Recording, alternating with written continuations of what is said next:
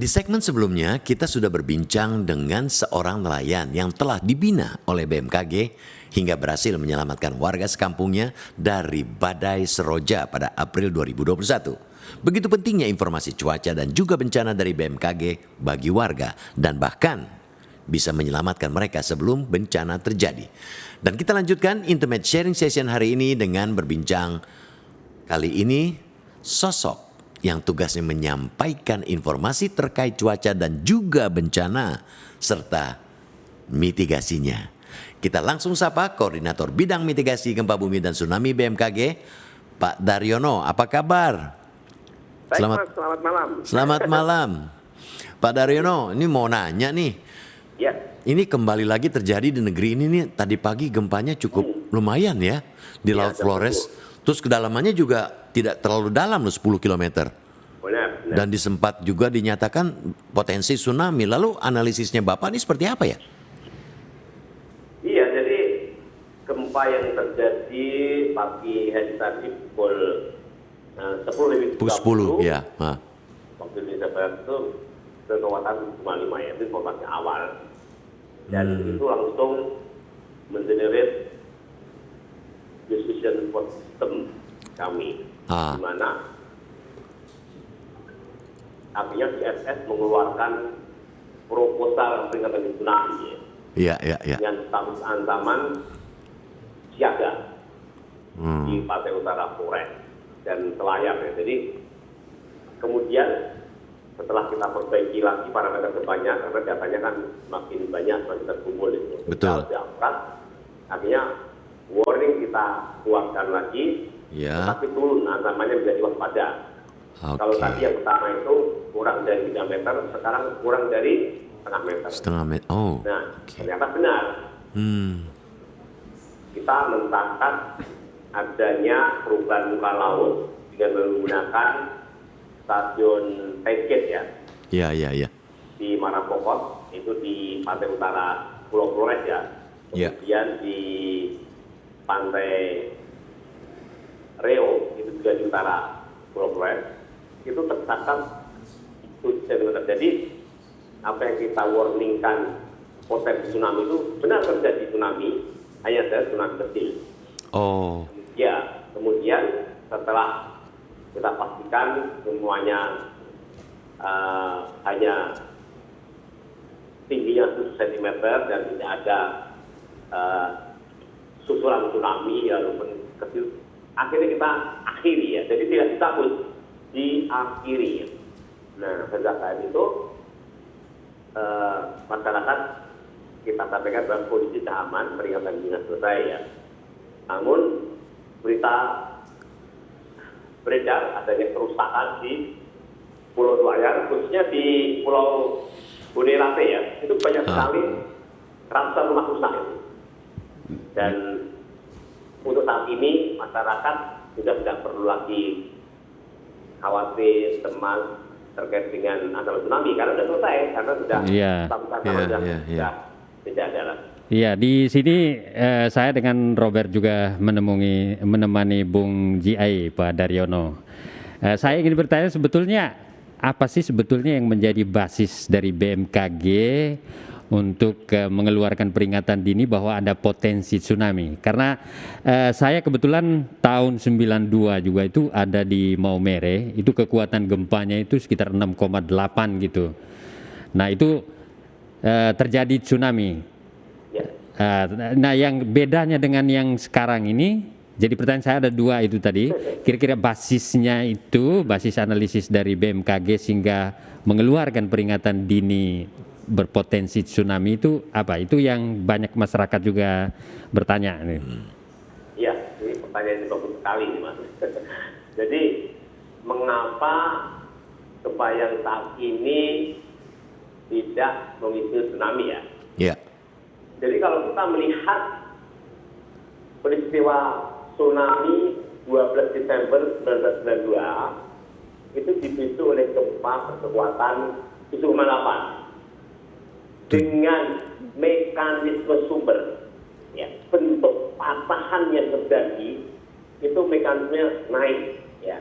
Kalau naik itu artinya mengganggu kolom air laut. Jadi kayak di tendang ke atas gitu ya. Sehingga emulsi gelombang itu menyebabkan apa ya? Tsunami air laut itu menjadi sebuah impuls gelombang gitu. Iya. Nah, kalau yang tadi siang itu kekuatannya 7,4. Tetapi mekanisme sumbernya itu geser atau pergerakan mendatar. Oh. Nah, kalau katakanlah ada 2 ubin, Bapak gini ya, ada 2 ubin ditempelkan.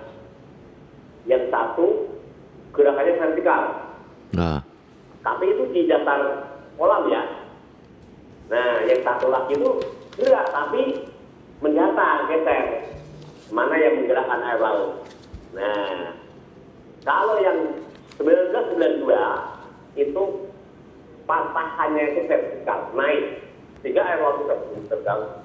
Belum lagi hasil kajian menunjukkan gempa saat itu diikuti adanya longsor dasar laut, sehingga itu menyebabkan tsunami yang besar. Nah, kalau yang tadi itu tetap geser, patahannya itu pergerakan itu geser ya, mendatar. Oh. Jadi kolom air laut tidak banyak terganggu, Mas. Iya. Ya. Jadi sebetulnya Meskipun itu tercatat 7 cm ya di pantai, 7 cm. oh, oke. Tsunami ada tadi, kan tsunami kecil, Mas. kecil, ya. Ya.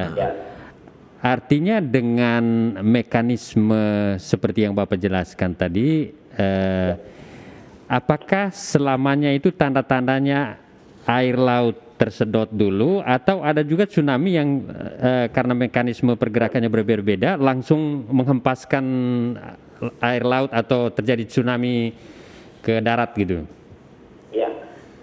Kalau tanda-tanda surut pantai itu yang pertama, sumbernya harus dekat dengan pantai. Ya. Artinya perubahan yang terjadi di dasar laut itu harus di pantai. Karena dengan adanya perubahan itu, maka akan terganggu kolom air laut. Kalau ada sesar naik, patahan vertikal, itu ada yang blok yang naik, tapi ada yang turun secara relatif. Itu menyebabkan adanya pengisian blok batuan yang katakanlah turun ke bawah itu harus diisi, sehingga menyebabkan pantai itu menjadi surut. Surut, ya. Itu salah satu. Tapi kalau gempanya itu patahannya mendatar atau geser, itu tidak akan memberikan pengaruh signifikan terhadap muka air laut. Jadi belum tentu ada fenomena surut laut ya, atau gempa yang terjadi di dasar laut tapi jauh ya. Misalnya tsunami Aceh tahun 2004. Ya. Itu tsunami-nya kan sampai ke Madagaskar, sampai ke Afrika. Nah, di sana itu tsunami tiba-tiba datang tanpa ada fenomena surut air laut. Oke. Pak Daryono, ini tadi kita nyebut-nyebut mekanisme ya, tapi saya ingin bertanya, ini namanya gempa bumi ini jenis apa ya? Tektonik ini. Dari gempa Tektonik. bumi yang Tektonik. dipicu oleh tektonik. Oh. Tektonik. Iya. Jadi ada bagian plate bumi yang keras yang mengalami dislokasi atau retak kemudian bergeser tiba-tiba. Nah, itu akan memancarkan energi gelombang seismik yang dapat direkam oleh sensor gempa di seluruh dunia. Jadi merambat melalui plate bumi itu, Mas. Oh. Jadi tapi apakah itu bisa dilakukan pencegahan, Pak? Tidak bisa, karena fenomena tektonika itu benar-benar murni yang akibat alam yang kita tidak bisa mengontrolnya. Oh. Ya. Tapi dari gempa yang tadi itu, walaupun tidak ada tsunami seperti sebelumnya di tahun 92 gitu, tapi ada nggak perubahan tinggi muka air gitu di beberapa tempat hari ini karena gempa yang terjadi? Ya itu tadi tercatat di peralatan BG ya, Badan Informasi Geospasial, yaitu di pantai Riau dan di Marapokot itu. Marpokot di Mbai. Ya, Marapokot itu sama-sama di Pantai Utara Flores. Iya, iya. Itu tercatat 7 cm. Kalau misalnya Pak Daryono, bagaimana rekomendasi BMKG kepada masyarakat, khususnya di wilayah yang dekat dengan tepi pantai? Iya, jadi sebenarnya daerah rawan tsunami di Indonesia itu sudah ada, Mas, sudah kita petakan, dan daerah-daerah yang historis pernah terpapar tsunami dan kemungkinan akan dilanda lagi itu kita sudah punya namanya peta rawan tsunami, Mas. Sehingga kita itu BMKG memiliki paket program kegiatan namanya Sekolah Lapang Kewaspadaan Tsunami. Itu kita datangi itu kabupaten, kota, provinsi itu berkumpul bersama stakeholder, tokoh masyarakat, perguruan tinggi, sekolah, dan instansi terkait ya, untuk kita adakan fenomena alam seperti itu. Apakah ada sumber gempa, apakah ada daerah gempa, tahun berapa, kejadian seperti apa, kemudian bagaimana kita mengantisipasi itu, merespon warning, info dan warning, kemudian juga mencari selamat, kemudian kita mengedukasi pentingnya evakuasi mandiri jika merasakan gempa kuat di pantai, maka harus segera menjauh dari pantai itu evakuasi tanpa menunggu peringatan di BMKG. Itu yang kita ajarkan, bagaimana mereka menyusun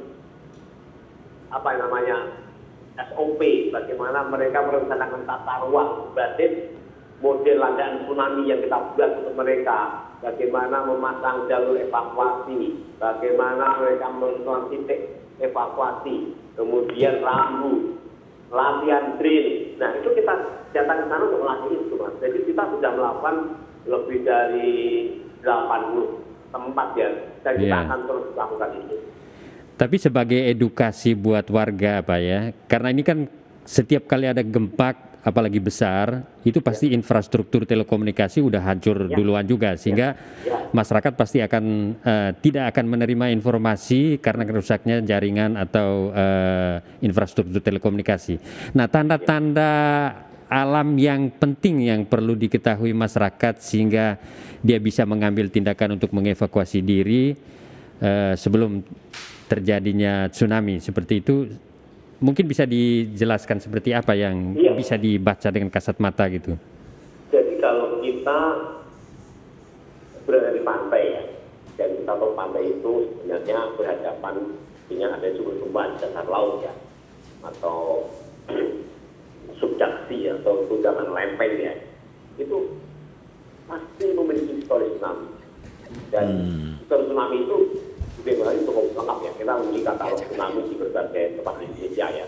Lebih dari 245 tsunami yang terjadi dan kita tahu tempat-tempatnya. Nah, masyarakat itu kita edukasi kalau kita sedang di pantai kemudian merasakan guncangan gempa kuat, ini pentingnya menjadikan guncangan gempa di pantai itu sebagai peringatan dini tsunami. Entah ada tsunami atau tidak, yang penting kita sudah selamat duluan. Ini jaminan selamat loh. Nah, kita juga bisa menandai jika gempanya itu mengayun lama ya. Itu khususnya berhadapan dengan tunjangan lempeng ya.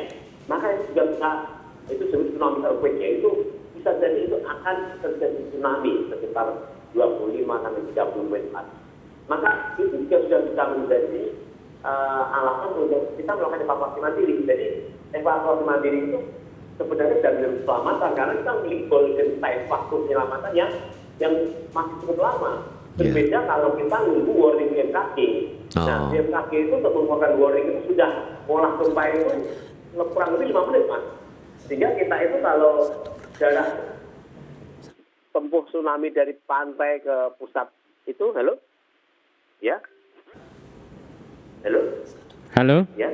Ya? Ya. Ini Pak, di segmen sebelumnya tadi kita sempat juga mewawancarai Muhammad Mansur Dokeng atau Pak Dewa, itu seorang nelayan yang peduli info BMKG dan berhasil menyelamatkan warga sekampungnya dari badai Seroja pada April lalu. Nah, bagaimana BMKG bisa membina Pak Dewa lainnya, terutama yang tinggal di daerah rawan bencana? Iya, jadi memiliki beberapa paket kegiatan. Ada sekolah lapang gempa bumi, tsunami, ada lapangan sekolah lapang untuk nelayan, ada sekolah lapang untuk cuaca laut, ada yang sekolah lapang untuk medial penerbangan. Jadi kita punya banyak kegiatan, Mas. Jadi, nah peserta-peserta itu nanti kita tanya yang mana kita akan terus berkomunikasi ya dengan mereka-mereka itu yang kita didik itu. Yeah. Dengan membuat grup, kemudian kita terus share informasi. Artinya apa yang kita ajarkan itu kita pelihara, kita yakinkan, kita kontak terus, kita perbarui update informasi sehingga mereka itu menjadi personal yang benar-benar tangguh dan handal di dalam merespon info, memahami informasi, memahami warning, dan itu siap untuk terjun di masyarakat menjadi sosok-sosok yang paling terkemuka di dalam upaya mitigasi dan pengurangan risiko bencana, Mas. Oke. Baik Pak Daryono, ini sebenarnya masih banyak nih yang saya mau tanyakan nih, tapi ini waktu juga yang memisahkan kita nih. Aduh, mungkin besok kali kalau misalnya ada kesempatan. Saya ingin sekali. Iya. Banyak sekali yang ingin tanyakan ini, karena banyak sekali informasi yang masyarakat perlu dengar juga nih. Ya, betul Bung Ji. Nah, Pak Daryono, terima kasih ya atas waktunya. Ya, Sampai jumpa, selamat bekerja, selamat bertugas, dan selamat malam.